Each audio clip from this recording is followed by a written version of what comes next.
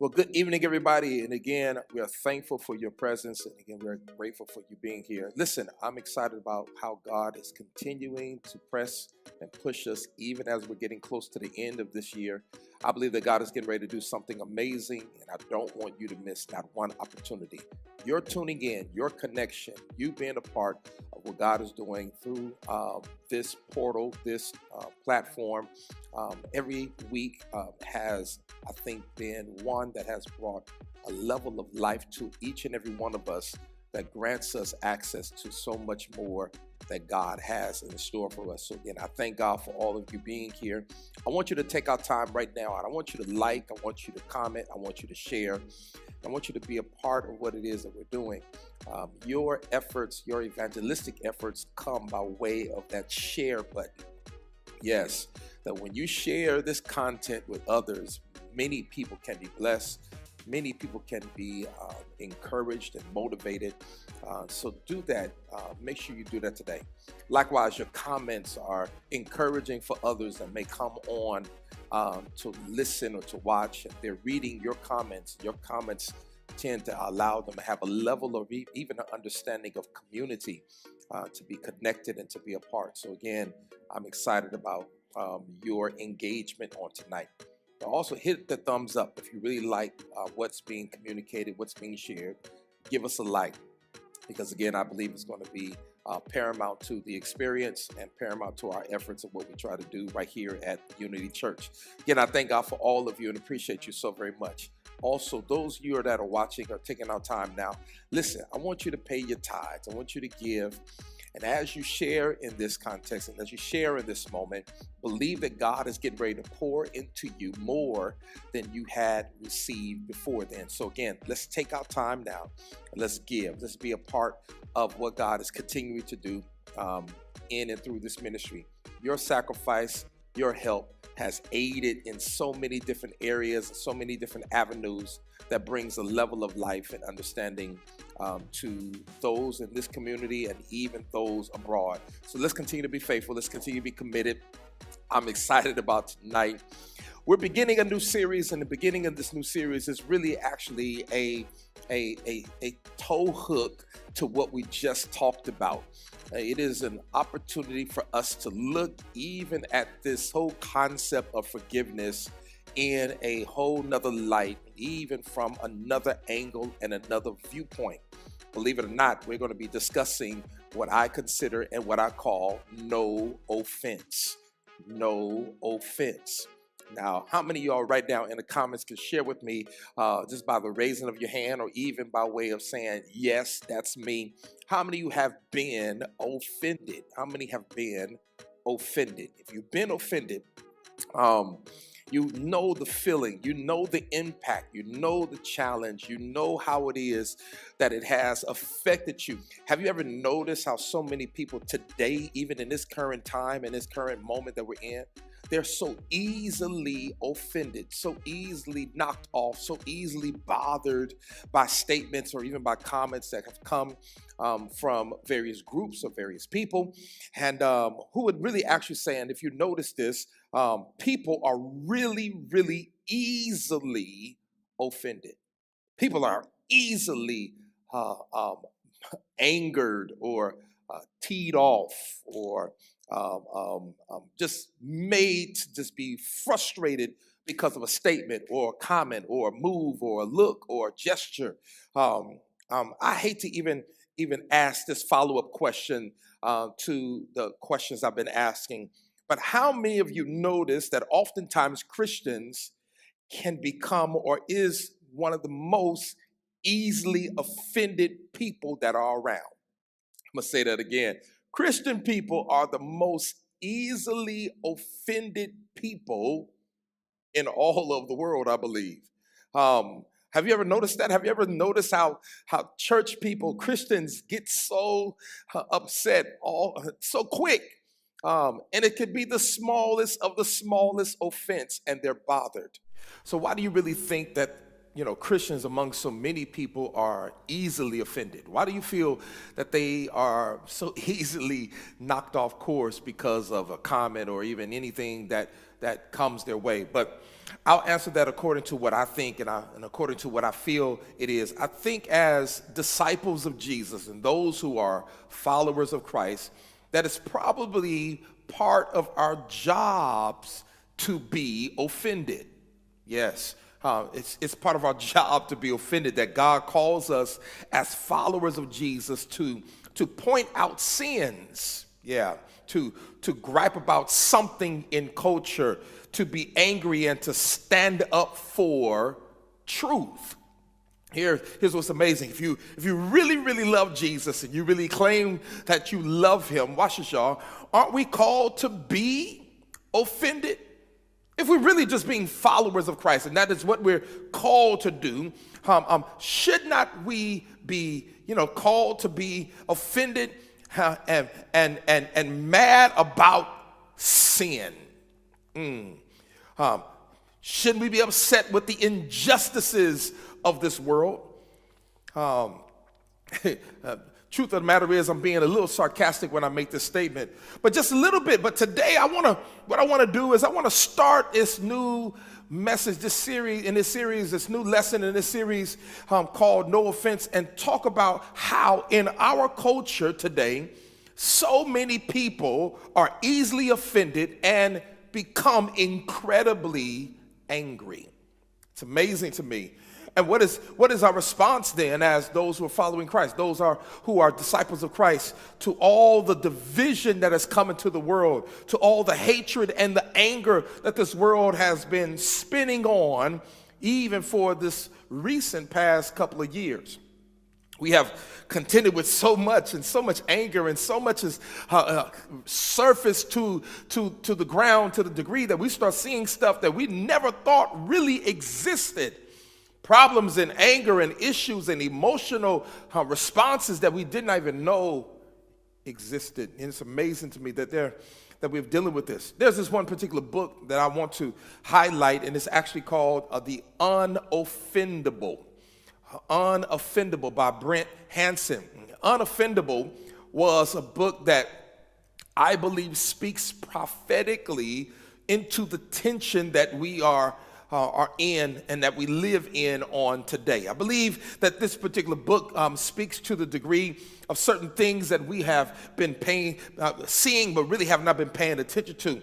And I'm going to borrow some of his ideas, and I want to give him credit for his work, because it is a profound work that I found to be so helpful and healthy in its reading. And at the beginning of this book, the author actually says this, and this is what he says. He has the audacity really to say that you can be unoffendable. He says you can be unoffendable.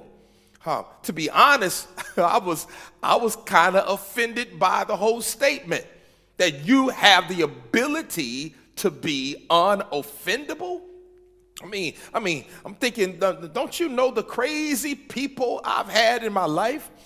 Do you understand the situations I've had to contend with?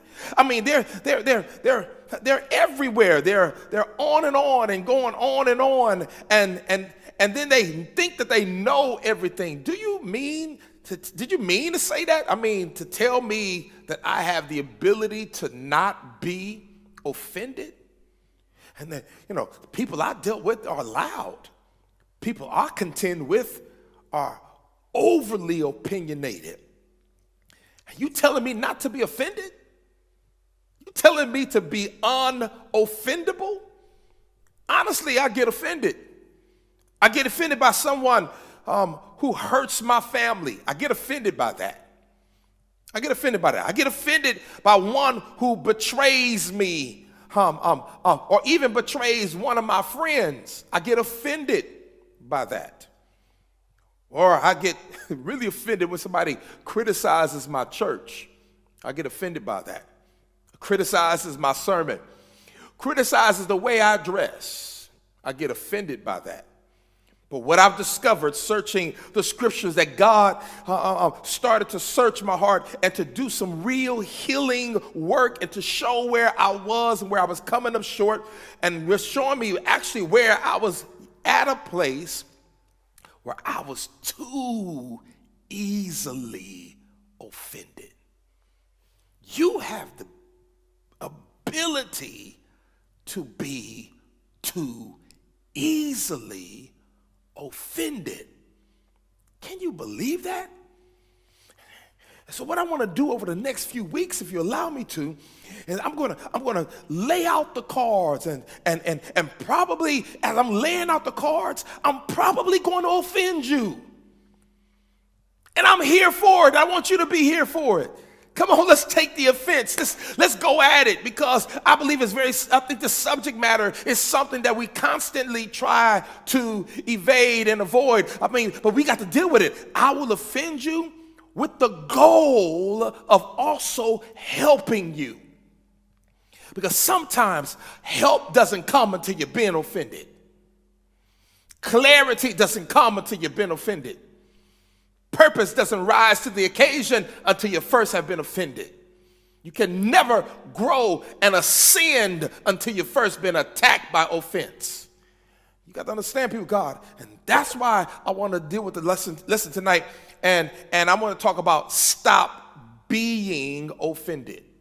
Stop being offended. Now, disclaimer, this is not something that's going to be easy. This is not something that you're going to just get over quickly. It's not something that you just it's going to just happen. You're going to need some time. You're going to have to process. It's going to take practice. You're going to have to put it into play, because it's going to be very difficult for you to actually embrace and deal with. Listen, y'all, what I'm going to do today is I'm going to try to introduce this series. I'm going to introduce this lesson for the next few weeks, and we're going to unpack it in detail later on. But today, I just want to introduce it, right? Today, I just want to introduce it. I want to introduce the big thought for us, which actually comes from the book of James, James chapter 1. Watch this, y'all. And we'll start at verse number 19, and we'll read more in a bit. But look at this. It says, "My dear brothers and sisters, take note of this. Everyone should be quick to listen." Quick to listen, slow to speak, and slow to become angry. Quick, slow, slow. Quick to listen, slow to speak, slow to become angry. Quick, slow, slow, right? What I want you to ask yourself, and I want you to really be honest with yourself, and even through this whole next few weeks, I need complete honesty. How are you doing with this assignment? Quick to listen, slow to speak, slow to argue. How are you really authentically doing with this particular assignment? Now, we would be quick to listen, we'll be slow to speak, and slow to become angry. And I think we live in a culture, and we live in a time, and we live in a particular season, watch this, where not many people are listening anymore. We don't listen. No, we don't listen no more. We're very fast to speak our opinions, and quick to have words, and quick to make a statement. And we are people who are incredibly easily offended, and we're quick to get into an argument or even become angry. We should be slow to speak,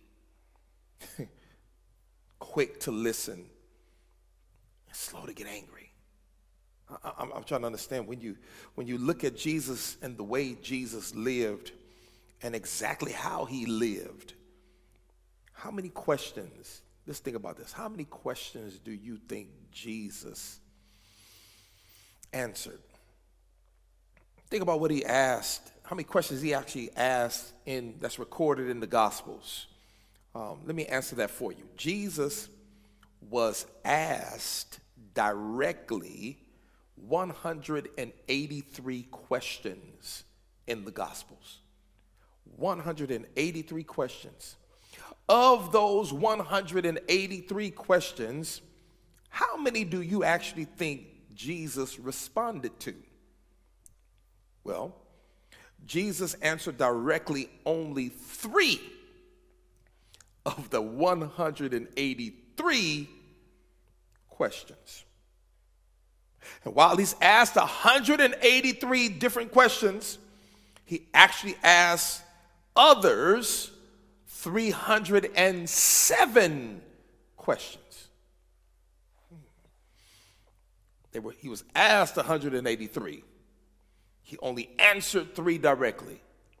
But Jesus himself asked 307 questions. Now, why is that? Why is that? Because Jesus was always others focused. Jesus was always others focused. See, he was slow to speak and quick to listen. So 307 questions is Jesus asking questions so that he can hear from people instead of telling people what they should do. And as we think about this today, and as we start to really ponder our own assignment, would we be quick to listen? Would we be slow to speak? Would we be slow to become angry? When we think about how to be slow to be angry, I think about that anger, and sometimes the anger that we have has been evolving in our lifetime.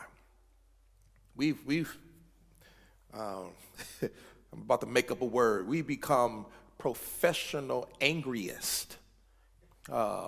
We focus in on being angry, and we become real good at getting angry. If you go back a few years, the things that used to annoy me and offend me and make us angry regularly, it was really the smaller stuff, right? Small things, like someone cut you off in traffic. I'm gonna tell you right now, I told y'all already, I got a bit of road rage, and y'all pray for me. That's an area of deficiency in my life. I need to really make sure that the Lord works with me with that, because it really bothers me when people cut me off and all that kind of stuff. But this particular time, again, I can recall that this particular person, they gave me the middle finger. They flipped me the bird, y'all. I'm a pastor, bishop. Why you flipping me a bird? And then they just flipped the bird. They flipped it sideways with the thumb out. That really made me mad, because it just added another context of challenge in you flip. Just, if you're gonna flip me off, put all the fingers down. Don't make it like it's a gang sign. Y'all ain't talking to me. And I want to pray. I want to pray bad upon that person. I want to go off on that person. I want to put the car into the back of their car. Y'all ain't saying nothing. And someone would not respond quickly to something like that, but sometimes I would. And that's why I have to pray. Someone would not respond quickly to your text. That makes you angry. Or worse yet, you see that they start to respond because you see the bubbles and the dots, and then they ghost you, and they don't say anything. Annoys you, frustrates you, makes you upset. It'll make you even feel crazier because they never send the text. Just little things like that. It was kind of like being offended. Watch this, y'all. People used to be offended in a movie. Yeah, offended in a movie. Y'all remember? Level 1 offense is when someone starts talking at a movie, right? Level 2 offense is when they talk to the movie, right? Then level 3 is when they receive a phone call from someone outside and they talk to the someone during the movie. Level 4 is up there with the unforgivable sin, like a bad sin. Listen, that's when they actually dial out and talk to someone from the middle of the movie, and the person they call answers and they're talking. Those are what you consider to be normal offenses. Am I right? Normal offenses. But it seems like anger has gotten to a place where it has escalated in our culture today, and it's all around. It's everywhere. You seem as though that wherever you go, you're bombarded with some form of anger. It's anger at the idiots on social media arguing about vaccination or no vaccination.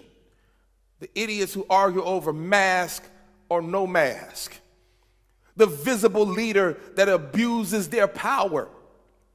Whatever issue is, or whatever issue that may be, because we all have our own issues, but that thing that we think everybody should be upset about, and we should be fixing this, and if we're Christians, we should be going to do this. We're arguing over this. We're fighting over this. We're upset. We're emotionally out of tune with things, and it's a very single issue, once amongst hundreds of issues. But you get angry about your issue. And then you take it out or take it up to the next level.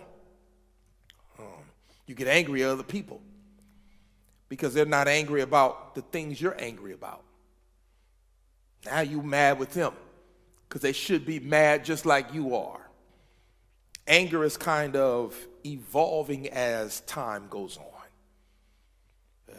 Anger is becoming more of a detriment to the degree that people are losing their lives because some people cannot even handle this new level of anger. And I don't know about you, but I find myself easily agitated and more easily angered than I used to be. And something's wrong. The world, I'm telling you right now, people of God, is sick. The world is sick. Not because of COVID-19, but the world right now is not only physically sick, but it's emotionally sick. We're tore up. We're messed up. We're at a place that even as the world is going around the sun, it seems as though that we're moving closer to the sun because the heat is on. Everybody's mad. Everybody's frustrated. Everybody cannot even handle themselves to a degree to function in life and with love. It's amazing. And I don't think that's pleasing to God. I think that God is at a degree of wondering what's wrong with what I created. And it's hard to admit, and this may not be true for everyone, but I actually think that there are people that like being angry. I'm telling you the truth right now.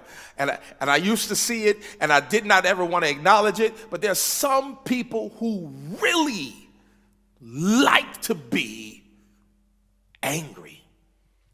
And when things are not bothersome, when there's no issues, they do something to create one. Because as long as there is contention and chaos, they feel that they are in a comfortable place. Some people like being angry. I wouldn't say they like what angers them, but I think that there are some people who have anger groups. A group of friends that are always angry. A group of friends that always want to start stuff. A group of friends that they love to fight. And everything that they follow on their social media feed deals with that anger. Oh yeah. You know, there's certain people that follow people who have street fights. You got certain people who just let everything on their feed is just speaking of them just fighting or cussing somebody out or having just some all out something. And it's in their feed. And you got 73 friends on Facebook and all of you are ticked off on the same thing. And you're going on pages and you're putting comments and you're posting things and it's all anger that comes out of your mouth. You just repost the things that tick you off. You angry about this, you're angry about that, you're mad at this. Your little basketball moms come together and you're angry about the same thing and you oust the whole basketball team or the rival team you're playing. You're mad at this. We're angry about the same thing. You're at the gym working out. You talk about what you're mad about. And when we're angry, and we get angry, and it becomes fun to be angry, because sometimes the fun that comes out of being angry is that you feel all of a sudden that you're morally superior than the next.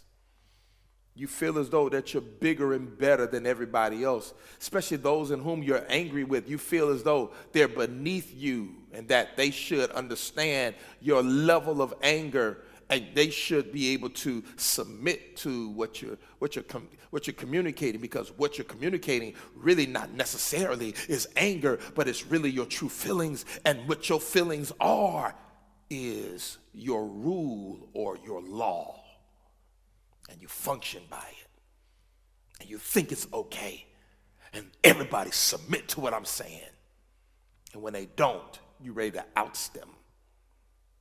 We're in the right, and everybody else is wrong. We doing it right, but everybody else is not right. We're easily angered. I don't think that is pleasing to God. I don't think it is. So I want to ask another question. How effective is your anger? How effective is your anger? Like, how's this anger thing going for you? Huh? How's this thing working for you? How are you? If you're easily angered, is it really working on your behalf? I mean, is it making you more like Jesus? Is your anger pointing others to the intimacy and the life and the freedom and the joy that you find in Christ? Is it really bringing you to a place of peace and comfort? How effective is your anger? And is it making you more loving and kind and gentle and tenderhearted? Is it drawing other people into a more joyful life for you? How is your anger? How is it? How is it working for you? I'll give you a little spoiler alert. The answer is going to be negative.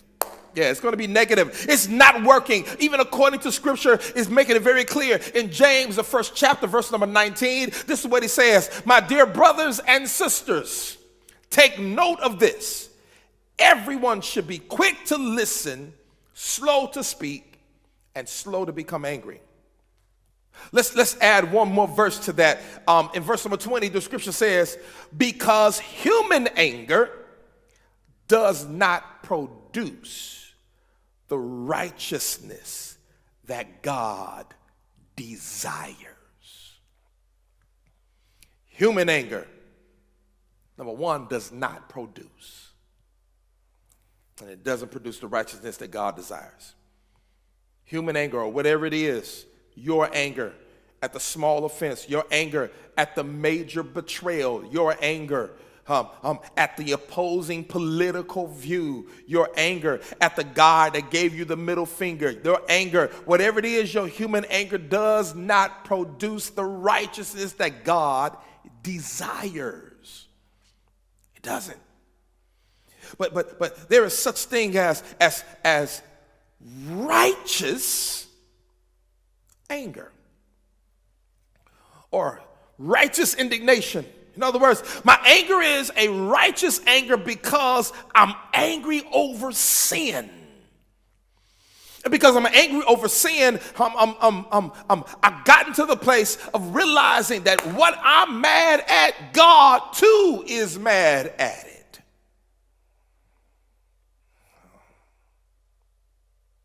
There's probably such a thing as righteous hatred against something.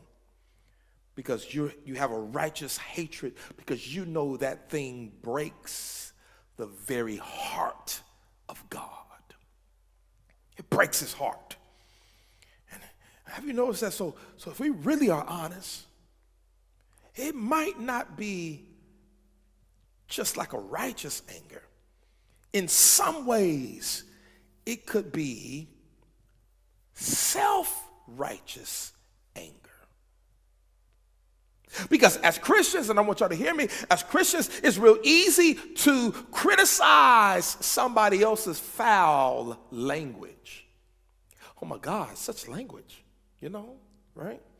But then you ignore your own spiritual pride. Just because somebody's cussing, you're ignoring your pride. It's easy to judge sexual sin. I cannot believe they did that. But then at the same time, you ignore your gluttony. You eating yourself to death. Have I offended you yet? Yes, I should have, because I'm coming for everybody, and that's my goal in this whole series. I want to offend you so I can heal you. That's my goal. That's my goal. I'm coming for you because we tend to think that our anger is justified. Why is it justified? Because it's our anger. It's mine. I have every right to be upset. Every right to be mad. How effective is your anger? How effective is it? Are you drawing people to the grace of God? Are you drawing people to the goodness and the love of Jesus because of your anger? Are you? Is your anger bringing more joy? Is it blessing? Is it enhancing your relationships? Is it giving your children a life that you want them to emulate? Is it really one that blesses others and always criticizes the others? I mean, how is it? Some people, y'all, and I see it. Sometimes I see it in the context that I'm in, and I just look at them and I see nothing but anger. And they mad, and they frustrated, and they just finding something to keep them angered and sad. What we have to do eventually is this: as being followers of Jesus, we're going to have to make a decision. We're going to have to make a decision. And we need to decide when we get angry, when we get upset, do you want to make a point or do you want to make a difference? Do you want to make a point or do you want to make a difference? This is the decision that you need to make, because oftentimes we find ourselves trying to just make our point, to the point that we're not listening, but we're being quick to speak, and we're being quickly moved to anger. When if you had just listened, it will give you the opportunity and the privilege to make a difference. Too many people simply want to make a point. In life, I think we're called to make a difference. And I just want to submit to you, we need a different attitude if you want to make a difference. We need a different philosophy with dealing with the wrongs of this world if we really want to make a difference. And rather than letting our flesh and our feelings and our emotion direct our action, we need to let the Spirit of God direct our actions. That's what we need to do. So we're not just making a point, but we're making a difference. That's what we're doing. We're not just making a point, we're making a difference. We're not just trying to win an argument, but we're trying to win people to the grace and the love and the kindness and the goodness of Jesus. We're trying to win them. I'm trying to win souls to Christ. I'm trying to get people back in line with God. That's what I want. And so there's really, there's this really smart guy, right? This smart guy. He was an expert in the law, and he was asking Jesus a question. Expert in the law. Knew it right offhand. And the question that Jesus answered, he said, so tell me, what's the most important thing? What's the most important thing? What's the most important thing? Jesus would listen to this God. He would hear him and knew the stature of his heart. He knew where the actual question was coming from. And he understood where his heart was. And he responded with this answer. He says, you want me to tell me what's most important? You want me to tell you what's really important? This is what he says in the 22nd chapter of Matthew, verse 37 through 38. Jesus said to him, "You shall love the Lord God with all your heart, with all your soul, and with all your mind. This is the first and great commandment. And the second is like this: you should love your neighbor as yourself." This is the first and greatest commandment. You know what? You want to know what's important? You want to know what's significant? You want to know what you should value? Ultimately, people of God, is to love God with all your heart.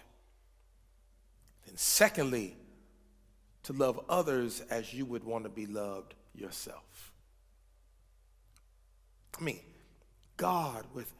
Love God with everything in you, with every bit of fiber in the body of worshiping Him, to love Him, to glorify Him, to worship Him, to love Him in all that you do. Let love be communicated and seen.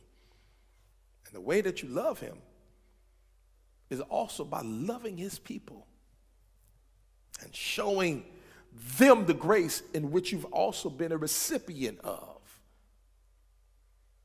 Having some empathy and some compassion and showing His goodness and the love for other people. And what I begin to realize and what I begin to see is that you don't have to be angry to do that. To love somebody. You don't have to be ticked off to be loving. In fact, I have to ask myself, can I be angry and show consistent love and grace to people? I don't think you have the ability to do both. Because when you think about it, Jesus never, ever, ever told us that you have to be right. But what He did say is, I want you to be loving. So I don't have to be right, but I have to be loving.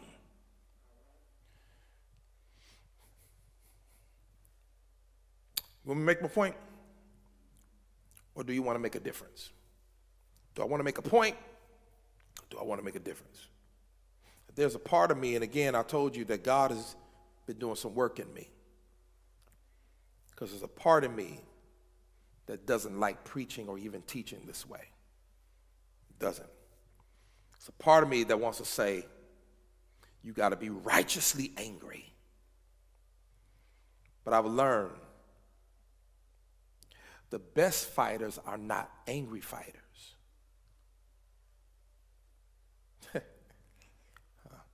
You want to see somebody get beat? You watch them lose their cool. Muhammad Ali was notorious for trash talking, but he was never angry. And he would knock his opponent off even before they get in the ring with him because of his talk. And it bothered people.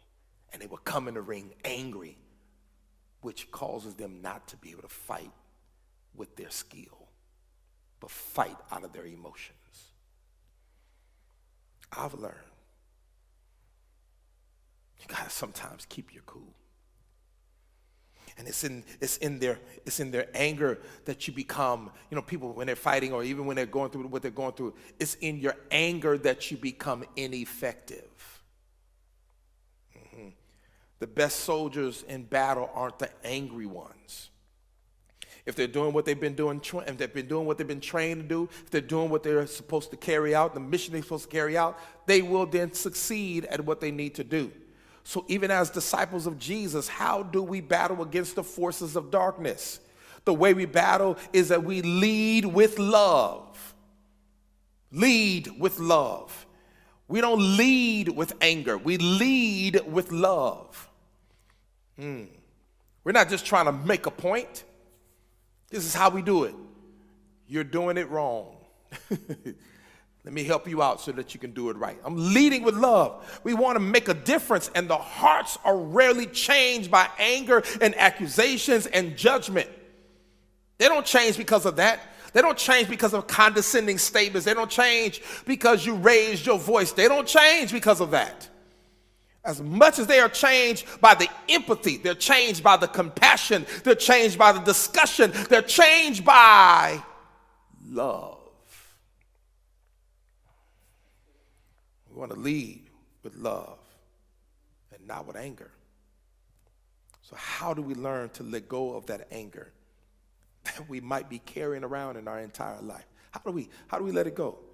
How do we let go of the anger? So how do we overcome the offenses, Bishop? I hear what you're saying, but man, I've been offended. I've been hurt by people, man. How do I overcome this? And I want to give you 2 thoughts that I feel is incredibly helpful, and then we'll get into our assignment for the next couple of weeks. But how do we learn to let go of anger? The first thing I want to encourage you to do, people of God, is to lower your expectation of others. Lower my expectation of others. Unpack that for me, Bishop. Yeah, you got to just lower your expectations of what you expect from other people. Just gotta lower it. What will happen a lot of times is someone's going to lie to you, or they're going to let you down. I need you to get a hold of this. They're going to betray you. They're not going to show up. They're not going to say thank you for what you did, and they're not going to call you back. They're going to offend you. But if you lowered the expectations, you're not bothered. They're not going to be there for you. They're going to forget your birthday. They're not going to be there for the baby shower. It's going to happen. Somebody's not going to show up. They're not going to come to your thing, and you're going to be incredibly disappointed because they didn't show up. And I want to say to you, what do you expect? What do you expect?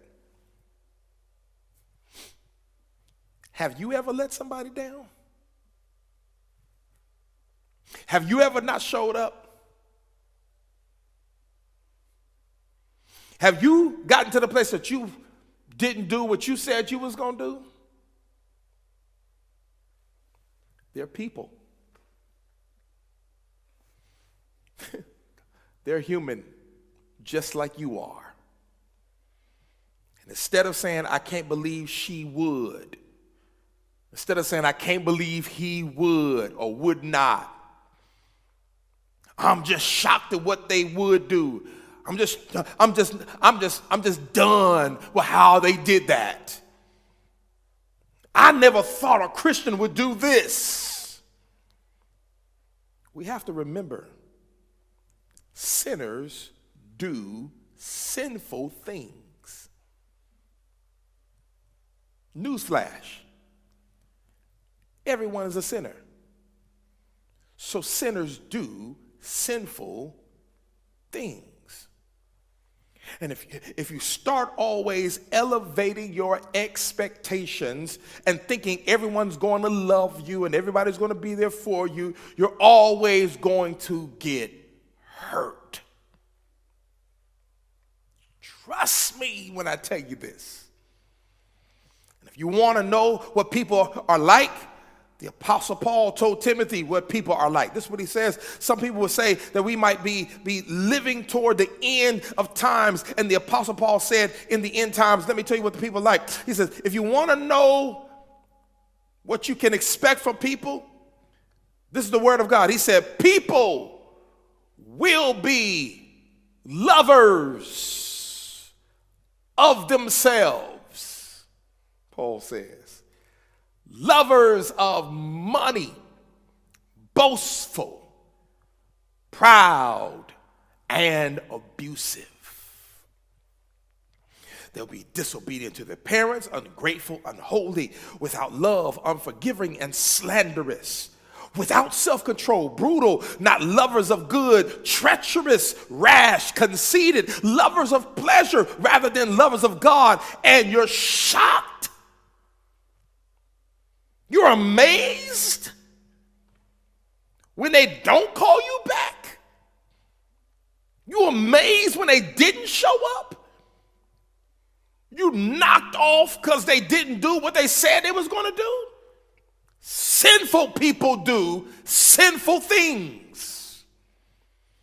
And if you're not Jesus, then you're not perfect either. People will let you down. Mama, I hate to tell you this, but I'm about to be brutally honest with you. I will let you down. Maybe eventually, if you follow me and you listen to everything, I'm going to do something that's going to let you down because you know what? I'm not perfect either. Please do not put that on me. I've had enough people put that on me, and to the degree that they feel as though that I'm always, no, look, I'm not Jesus, I'm not God. I'm just trying to lead you to where the water is so you can get you something to drink. Maybe we need to understand that. And when I do let you down, promise me this. Promise me you won't say God is not real. Because I'm human just like you are.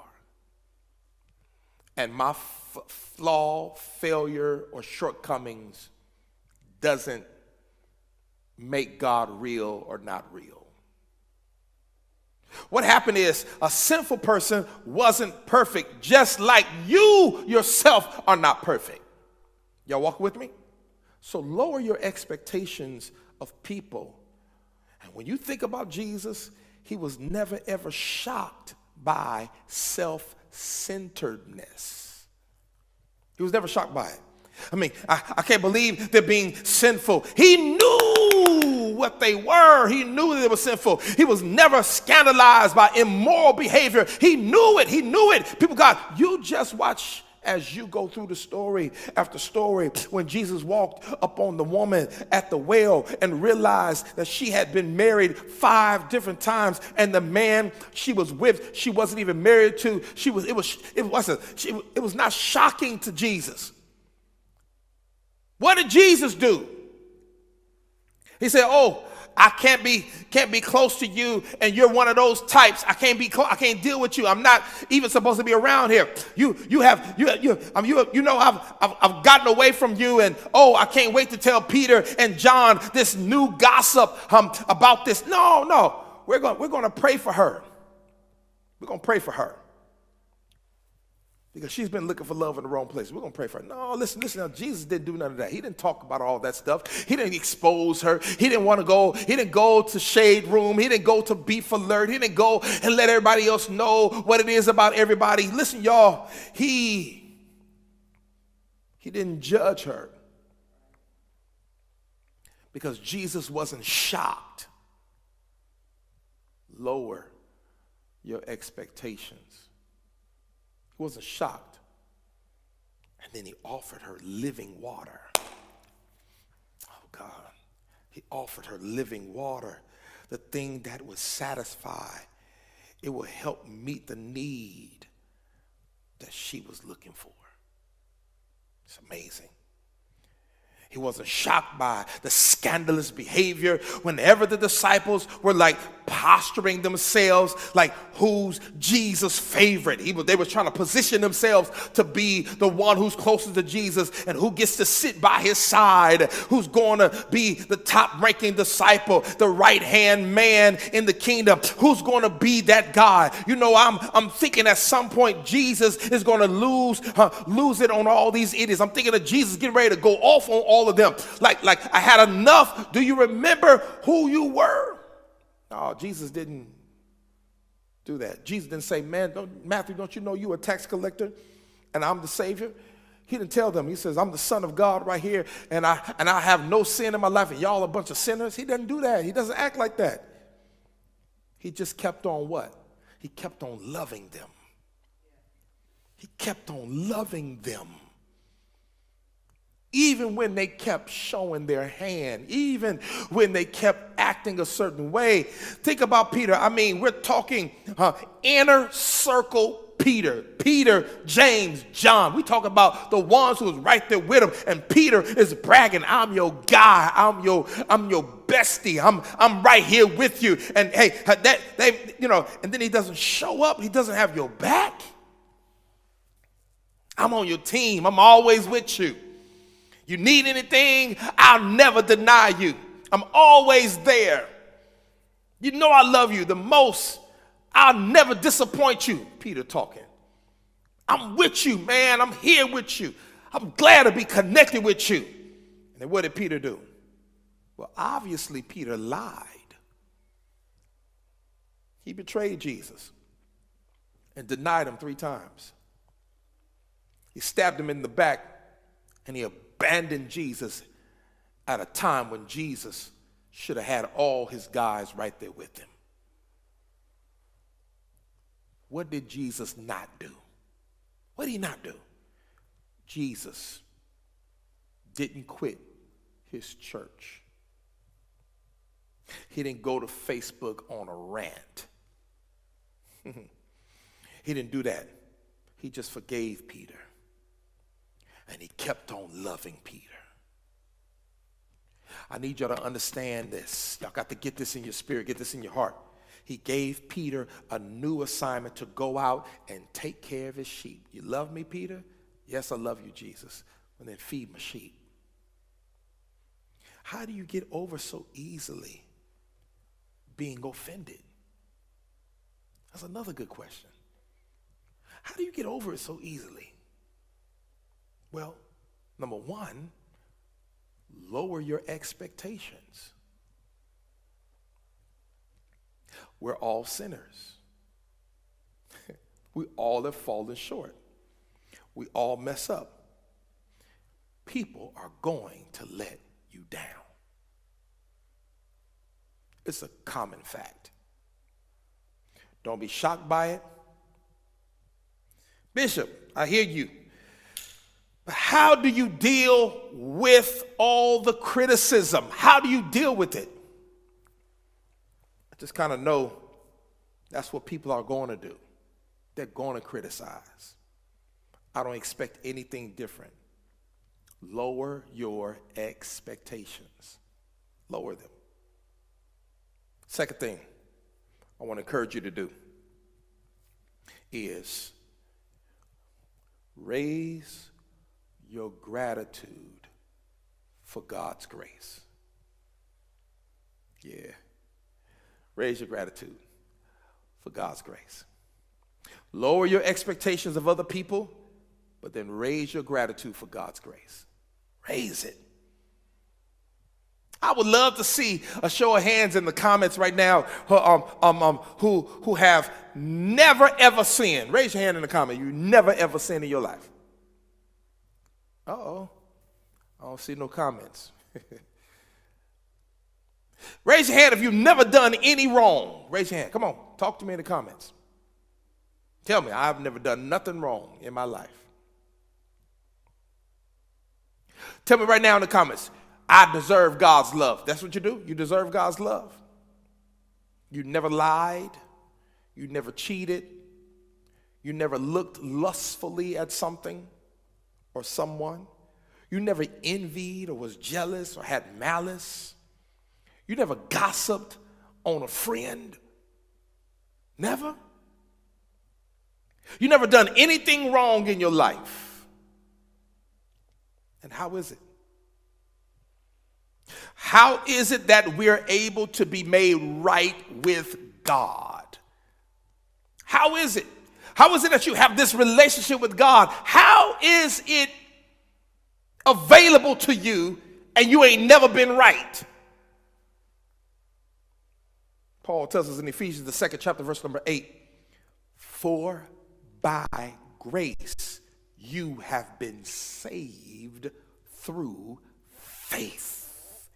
And that not of yourselves, it is a gift from God, not of works, lest any man or anyone should boast.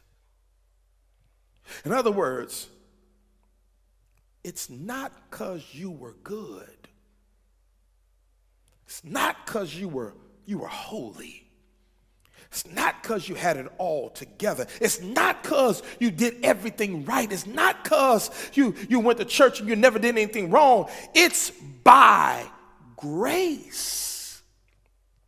By grace. By the grace of God.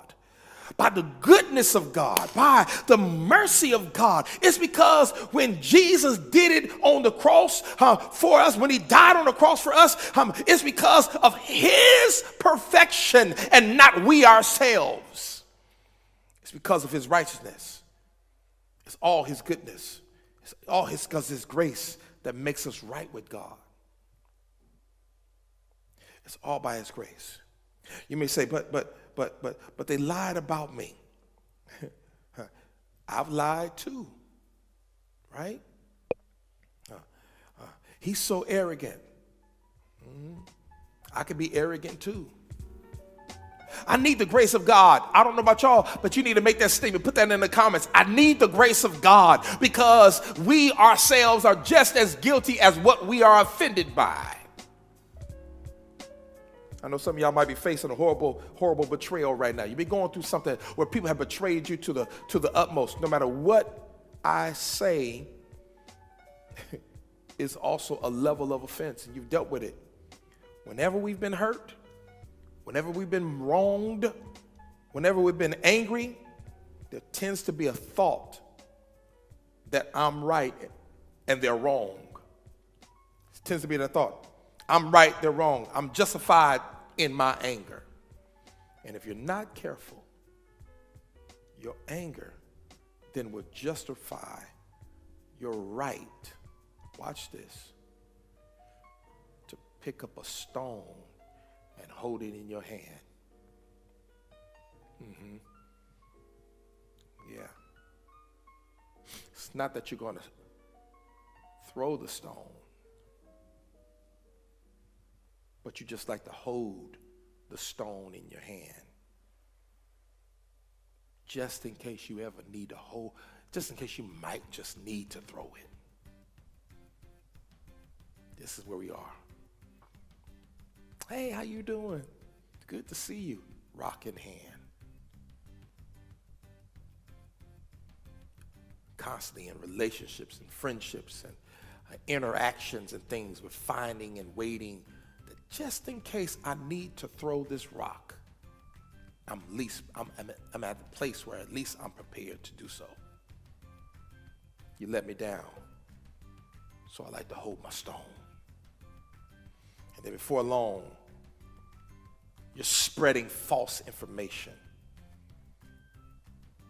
You start saying, yeah, you voted for the wrong candidate. I hold my stone because I feel that I'm right and you're wrong. And my anger gives me the right to hold the stone to get ready to throw it at somebody. John chapter 8, there was a woman that was caught in a sinful act. She was caught. She and another guy were caught in the act of adultery. And there was an anger group of men gathered around, holding their stones in hand, saying, she deserves death. She sinned. Let's stone her for her sin. And Jesus wasn't shocked. He wasn't angry, he wasn't offended, but instead he knelt down and started scribbling something in the sand. Still to this day don't know what it was. We don't know from the gospel exactly what he wrote in the sand, but tradition tells us that perhaps he was scribbling the sins of the men who wanted to stone her. But scripture says, one by one, from the oldest to the youngest, they all started to walk away. And Jesus looked on and said, essentially, you're angry? You want to do something to right the wrongs? Then whoever of you has never sinned, throw the first stone. There's so many things that break the heart of God.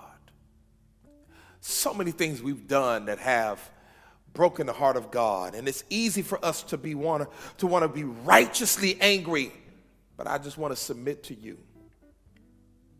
that really angry people have a hard time making a real big difference. They don't.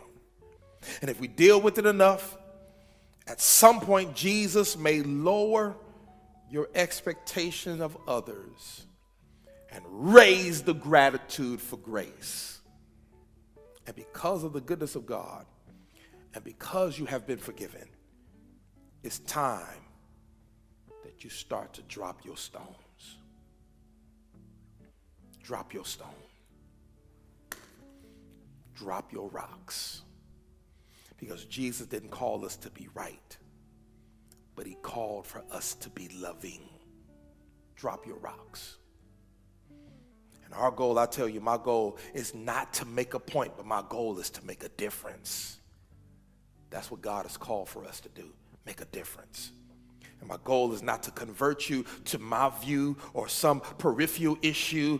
My goal is to help you see the love of the one who changed my life and has the ability to change yours. That's why I'm here. And Jesus was quick to listen. He was slow to speak. He was slow to become angry. And if that's the way Jesus lived, and if that's the way Jesus loved, then that's the way we need to live, and that's the way we need to love. Why? Because human anger, my human anger, your human anger, does not produce the righteousness that God desires. It doesn't. So come on, church. Let's rise above instead of cowering down to the beneath. Let's lead with love. Let's grow. Let's be mature. Let's make a difference. In this particular point in the world, let's make a difference because everything around us is chaotic. But we can stand out to be the beacon light that could change the very trajectory of this world by the love that we extend to one another. God can use you. So let's lead with love. Y'all believe that? Clap your hands, give God the glory for what it is that he has said and what he has done. Let's lead with love. Go ahead and put that in the comments as a closeout comment tonight. Let's lead with love. Again, I thank God for all of you. Appreciate you so much for listening and tuning in. I hope and pray something was said that gave you some insight as to where you should be in relation to the offenses of life. You have the ability to be unoffendable. Lower your expectation. Raise that level to the understanding of God's grace on your life. And lead with love. Amen. Let's take our time right now. Let's go ahead and give. Let's sacrifice this moment in time. And let's give to God as we trust him and believe him. Listen, I need for you to be committed in this effort. I need you to be committed in this area because, again, we want to make sure that we finish strong this year. Your faithfulness, your commitment, your support goes beyond just right now. If you received anything from what's been taught on Sundays or what's been taught even on tonight, I want you to sow into it, believe in it. I mean, trust me, that God is giving you stuff and God is giving you arsenal and tools to be able to function in life. You should support and seed into that so that it can continue and it can be faithfully committed in that. God wants it to come to your life. He wants it to be right there in your on your device, coming to you faithfully, consistently, and it happens because of your faithfulness and your giving. There's so much that we have to do, so much that we have to accomplish, and we can do it because of your support and your aid. We've done great all year long. I'm celebrating every person who's continuing to give and continue to support. You've been faithful, and it's caused us to make it again another year. Thank you so much for your faithfulness and your commitment level. Again, it means so much to us right here at Unity. Again, continue to be supportive, continue to give. Let's do that. The information is right there on the screen.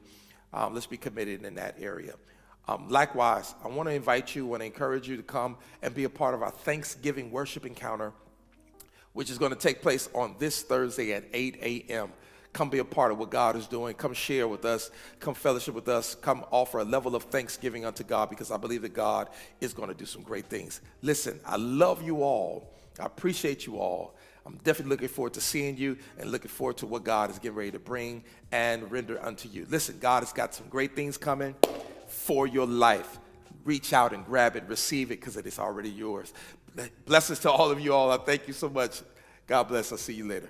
Peace.